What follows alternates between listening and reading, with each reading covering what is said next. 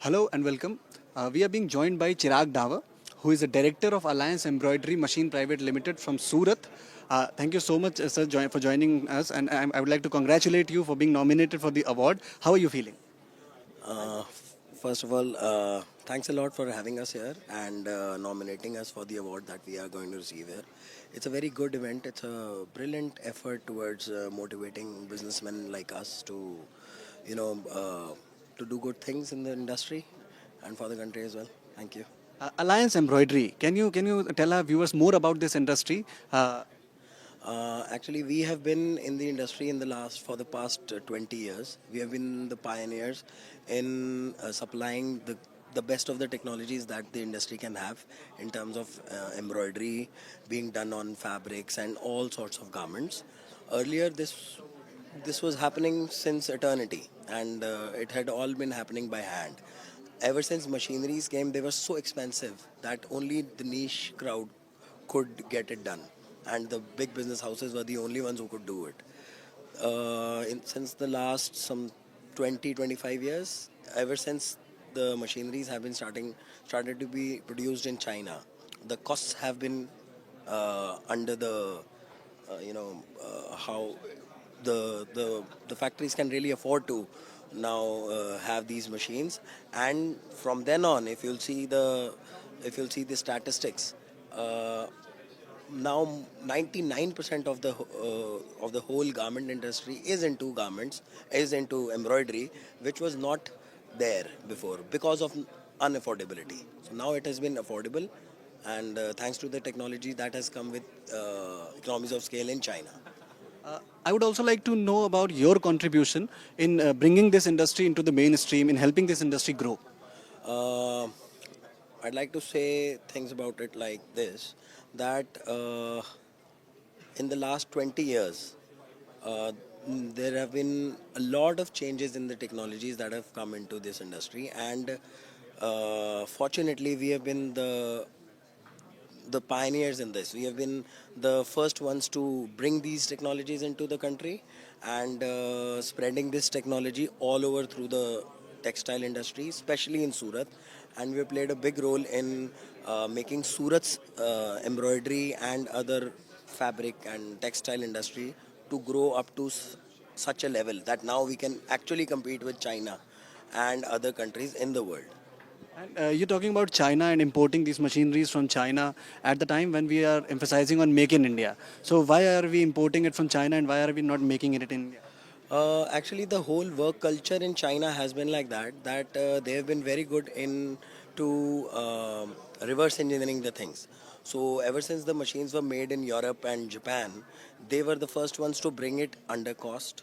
And the whole ecosystem out there in China have been like this, that from the smallest of the screws up till to the latest of the technologies, they have been able to do everything because the whole ecosystem has been like this, and the government support has been too much. Whereas when we compare it to India, uh, now there have been a lot of sewing machine companies that have been in India, like Singer and others, but still, till now, not even a single company has been there who has been able to make a proper embroidery machines out of the sewing technology that was already there. So that's the reason, because the whole ecosystem is not here till now. We have been focusing on Make in India. Even we are trying that the companies out there in China can come here and set up factories here. But and even they are willing to, because as their costs of employment is going higher and higher, even they want to set up factories in India. But there is a lot of gap between the ecosystem out there and the skilled labor that is not available here right now.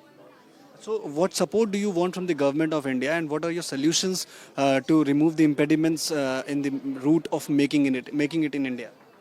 As I said before, even the companies out there in China and other countries, they are willing to set up factories in India and really make machines of great quality here as well. Just like companies in other industries like Apple, for that matter, Samsung and cars and different industries have been able to set up here in India. The main factor behind that is those industries, those products have been made. Uh, can be made automatically by machines and not and they are not in the requirement of proper skilled labor. So first and foremost requirement is upskilling the labor that is here. Secondly, uh, now you must have known that the government of India has come up with BIS certifications for textile machineries to be imported here. So those machines, which even if their standards are higher than the BIS here, they are not willing to give the certifications to specially machines made in China, because obviously we want to push our economy better than them. But the way is not this. Like if you'll straight away ban more than 2,000 crores of these machine amount for more than 2,000 crores worth of machineries, they come annually in this country, and they generate a revenue of around maybe more than 10,000 crores all over the textile industries of India.